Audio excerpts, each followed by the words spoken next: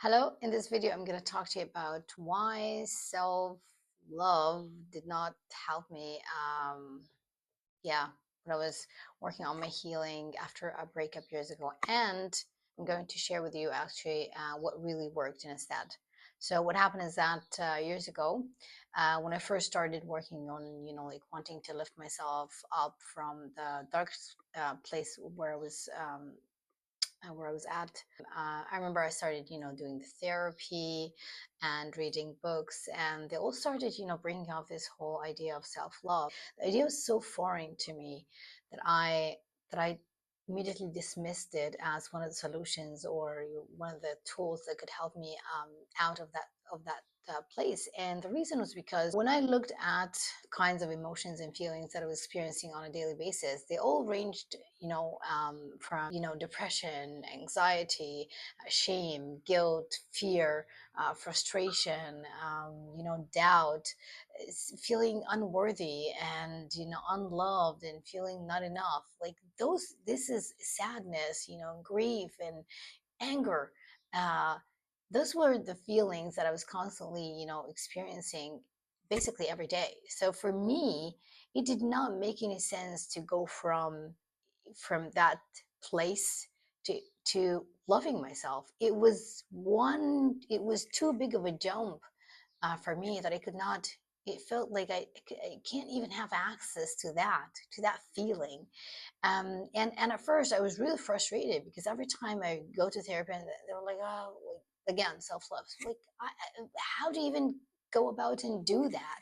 And then I remember, and what happened is that one of the nights I started crying hysterically. I probably for like 30 minutes or something. And then it felt like I was having nervous breakdown. That's how it felt like. But what happened is that after I finished crying, I felt so calm and at peace, and it felt like it was like the like so much of the charge that I had inside, that were making me feel that way. It went out when I allowed myself to experience the pain and to just like cry and let it all out. And I remember after I finished crying, that was probably the first time in years that I felt something different towards myself than those bad feelings. I felt self-compassion. I felt kind towards myself. um, I had compassion the same way that I would have compassion for a friend who tells me about like her story or what she's going through. So in that moment I was like, okay, well now I feel a little bit different about myself. So I don't necessarily feel all of those like crazy emotions, but at the same time I feel something differently, like compassion. And then what I realized is that when I got so honest and brave with myself, I realized that something has to change because I've always felt that way towards myself. I maybe the breakup was a reason why those emotions came to the surface, but those emotions were there even before. And so I realized that, well, that means that it's not just about the breakup. Like, it means that something has to fundamentally change about like the way I think, the way I choose and make choices and decisions in my life.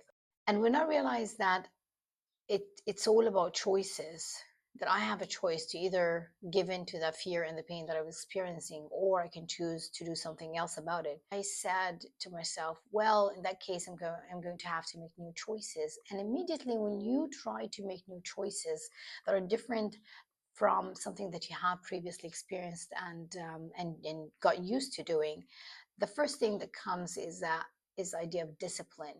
Because at first it's not going to be easy. It's not going to be easy. And so I realized that I have to have the discipline to keep my promises to myself. So if I say I'm going to do something, then I better do it.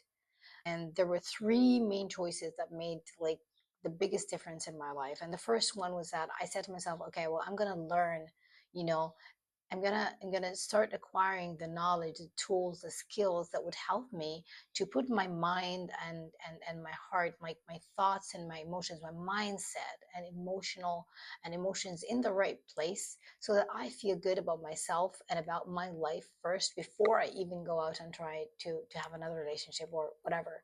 So I said to myself, okay, I'm gonna work on learning and having these skills.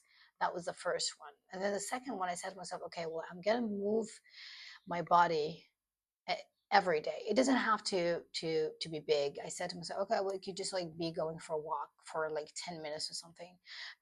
Because I realized that I was spending way too much at home. I was binge watching. That was how I was just like numbing the pain. I was binge watching movies after movie after movie. I know other people might use something else like alcohol or drugs or go out and have another relationship with someone else, but these were not the things that I was doing. I was just like binge watching, and so I said to myself, okay, well, I have to move, you know. So that means like go out of the house and go for a walk or go for a run, just like do something. Stagnation creates more stagnation, and life is movement. When we're constantly moving and progressing and learning, this is what life is about, really. And then the third question, well, the third thing that I said to myself I'm going to do is that I'm going to reconsider my social circle, because what I wanted to do is that I wanted to only feed my mind good things. So I'm going to learn, yes. I'm going to read books, watch relevant YouTube videos, maybe, but focus on reading books first. And then two, I'm going to, I think it was really Jim Rohn who said, you have to start to stand guard by the door of your mind. So you have to like protect what comes in to your mind, like exactly the way we protect what comes into our bodies. And that's why and that's why I started doing more of. And so I stopped watching the news. I stopped watching television, and I really tried to limit the time that I have to spend with people who I felt that they were depleting me out of my energy. And I'm talking about the critics, people who in general have a negative attitude in life. And now, bear in mind, this is not to say that these people are bad. Okay, that's not what I'm saying. We're not here to judge anybody. I'm not about judging anybody. But what I did is that I assessed, like, is this a person that is going to be an add to my life and a healthy choice for me to be around for like a long time? If it's not, then that's okay. Um, but if it is, then I was just like, I try to spend more time with, people who would add value to my life and who I feel like I'm adding value to their lives as well. And if you are in a situation like this, and if you cannot, distance yourself from those people, then by all means try to control the time that you spend with them. And again, this comes from a place of love.